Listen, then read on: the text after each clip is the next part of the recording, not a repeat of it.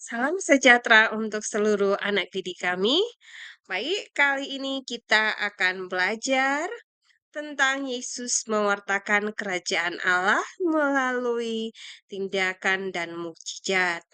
Baik, sebelum kita memulai pembelajaran kita, mari kita bersatu dalam doa. Doa dimulai dalam nama Bapa dan Putra dan Roh Kudus. Amin. Doa selesai dalam nama Bapa dan Putra dan Roh Kudus. Amin. Baik anak didik kami, pada materi kali ini ya, Yesus mewartakan kerajaan Allah melalui tindakan dan mukjizat.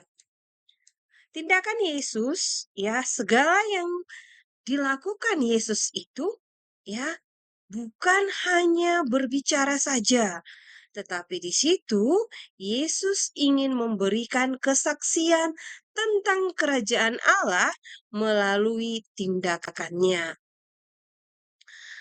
Kerajaan Allah yang diwartakan oleh Yesus itu tidak ditujukan hanya kepada kelompok tertentu, tapi Yesus ingin merangkul semua orang yang baik dan orang yang jahat agar dapat merasakan yang namanya keselamatan.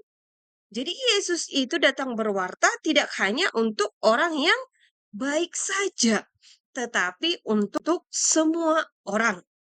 Tindakan-tindakan apakah yang dilakukan Yesus untuk mewartakan kerajaan Allah? Ya, yang pertama itu adalah apa? Yesus melakukan mukjizat. Ya, dengan melakukan mukjizat itu genaplah nubuat tentang Mesias yang telah dijanjikan oleh Allah pada perjanjian lama, ya. Dan sampai sekarang ini kalau kita membaca kitab suci, ya, para pengarang Injil juga menceritakan mukjizat-mukjizat yang dilakukan Yesus, ya, untuk menyampaikan kabar gembira, ya. Bisa kita lihat dari Injil Matius, Markus, Lukas, Yohanes.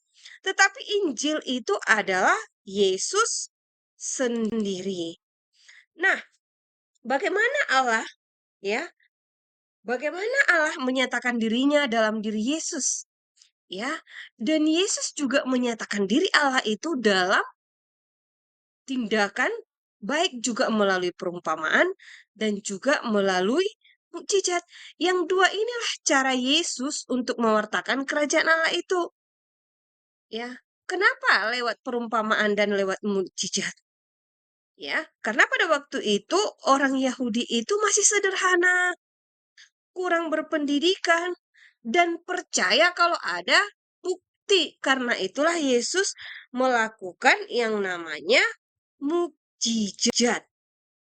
Nah, kalau kita perhatikan adik-adik, apa saja sih ya mujizat-mujizat yang dilakukan Yesus sebagai tanda kehadiran Allah? Banyak.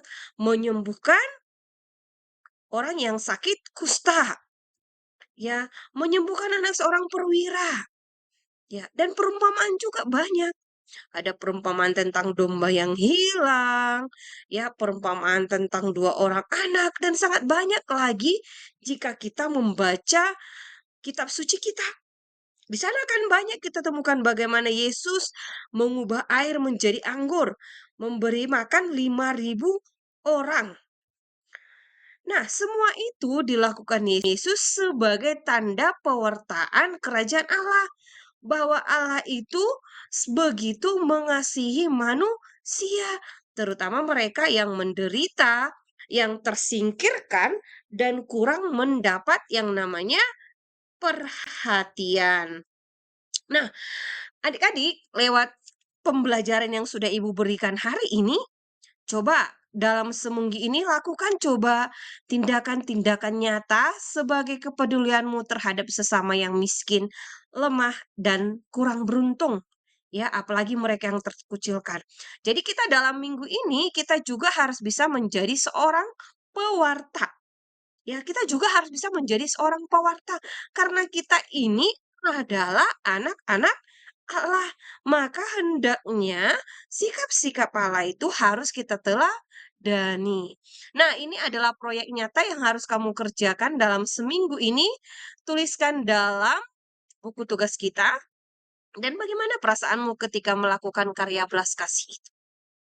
Baik, Ibu akan menunggu dalam seminggu ini dan pada pertemuan berikutnya nanti kita akan mengulang kembali sejauh mana pewartaan yang kita lakukan tidak hanya lewat mulut, tetapi benar-benar kita lakukan dalam kehidupan kita sehari-hari. Baik, adik-adik, sampai di sini pembelajaran kita hari ini.